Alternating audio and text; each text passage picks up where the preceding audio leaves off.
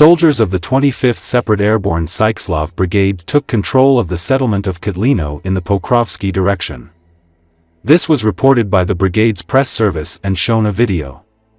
During the assault recovery operations, the paratroopers cleared the settlement of Russians, the occupation of which would have allowed the Russians to reach the Pokrovsk-Dnepr highway, which is why the enemy had thrown significant forces into capturing it at the time.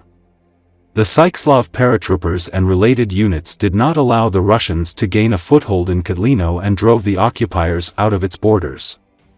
The brigade explained that the occupation of Kotlino would have allowed the occupiers to reach the Pokrovsk-Dnepr highway, which is why the Russians had thrown significant forces into capturing it. This could have significantly worsened the logistical support of the entire Pokrovsk direction. As the commander of one of the brigade's battalions, Sergei Gera, said, his fighters began carrying out tasks in this direction on January 29. The operation was planned in 4 stages: stabilize the situation, inflict maximum damage on the occupiers, cut off all approaches to the village and occupy it. One assault group entered on foot, but the second entered using vehicles. One of the groups that drove in, it blew up on a mine. Thank God, no losses, well, yes, light concussions, light shrapnel. However, these guys refused to be evacuated, they unloaded. They came in, contact, contact, contact, contact, prisoner, contact, prisoner. Russians don't give a damn about their personnel, said military man Vitaly Sid. In the end, the Sykes-Lav paratroopers and related units drove the Russians out of Kotlino. After the Ukrainian fighters took up positions, the occupiers are not allowed to approach, they destroy everything on the approaches, Sid said. During the assault operations, the Russians lost equipment as well as personnel. 275 soldiers were killed and 203 were wounded.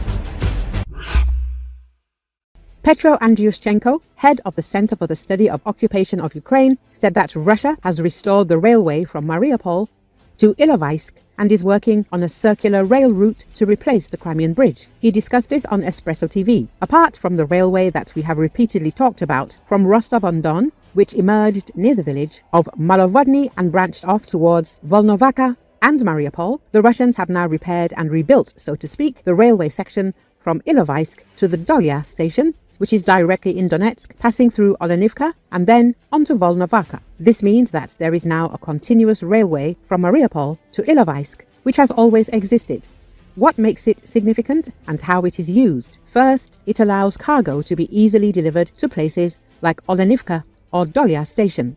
Dolya station is the closest one to the former town of Mariinka, which was completely destroyed by the invaders and is currently the nearest station to Kurakov. This means that unloading and loading of both military and civilian cargo can now take place with ease, Andriushchenko explained. He noted that this railway section is also connected to Rostov through Ilovaisk and is capable of handling larger loads. We now understand that the cargo capacity that can be transported directly from Rostov-on-Don to Donetsk, Mariupol, Volnovakha and Olenivka, essentially any point in the region, is significantly greater than what could be carried by the new railway they previously built through Malovodny. It seems that the bridges on that route cannot support heavy trains. As a result, we are already seeing that for civilian cargo, coal from the Luhansk region is now reaching Mariupol port through Russia via Donetsk. We have never seen such a large train, 88 wagons long, on this route before. Similarly, fuel is now being transported directly to Donetsk.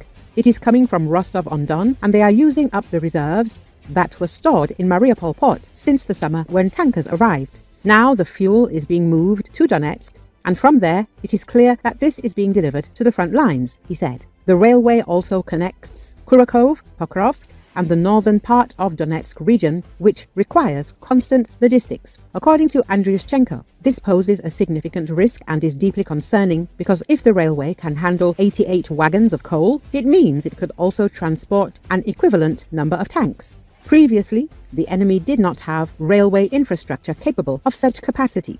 And the worst part of this situation is that in March, they plan to open the next section of the railway, which will extend from Volnovakha through Rozivka, effectively closing the loop all the way to Dzankoy.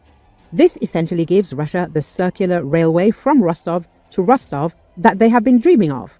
All preparatory work on the section between Volnovakha and Rozivka, including the occupied part of Vuhledar, is nearly complete, and they plan to fully launch it in March. If they succeed, it will be a massive challenge for us. This will provide a full-scale logistical backup not only for the front lines, but also for occupied Donetsk, Zaporizhia and Crimea, effectively negating the strategic importance of the Crimean Bridge in terms of railway transportation. So, even if we neutralize and ultimately dismantle the Crimean Bridge, the Russians will still have a backup railway line that allows them to fully supply the occupied territories with any goods, Andriushchenko explained. With their offensive in Pokrovsk stalling, Russian forces needed a new way to project strength and maintain the theatre-wide momentum. According to Euromaidan Press media outlet, they turned to Velika Novosilka and launched massive assaults to shift attention away from their failing efforts in the north. However, as wave after wave of armor and infantry pushed forward, it quickly became apparent that this diversion would come at a devastating cost. The goal of the Russian forces in this area is to distract public attention from the stagnating Pokrovsk offensive by intensifying their offensive efforts north of Velika Novosilka. This is because the Russians need to project strength on the geopolitical stage by keeping up the appearance of constant advances, while militarily they cannot afford to give Ukrainians any more breathing room to recuperate from the year-long battles. Euromaidan Press says that to achieve this, Russians conducted intense mechanized assaults to secure more of the Mokry-Yaly River and eventually cross it.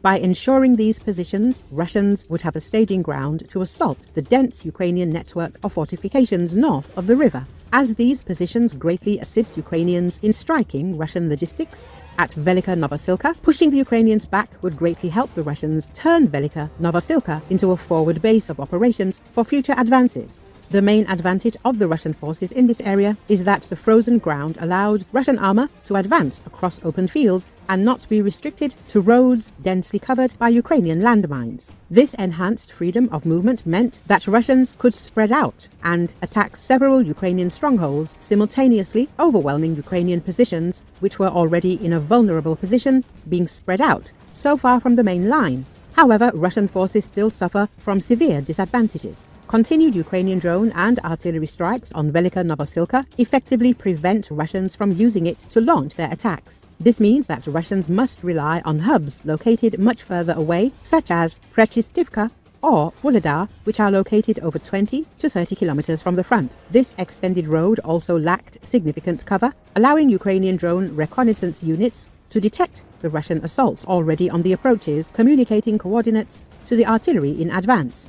Euromaidan Press says that overall, in their desperation to maintain their pace of advance, after the slowdown at Pokrovsk, Russians suffered heavy vehicle losses only to make meager territorial gains. The loss of these positions is also not significant, as Russians are now approaching the much stronger Ukrainian defense line atop the hills behind the river, with the Ukrainians continuing to deny the Russians a swift advance north of Velika Novosilka. Russians must find a new way to continue their momentum in the war.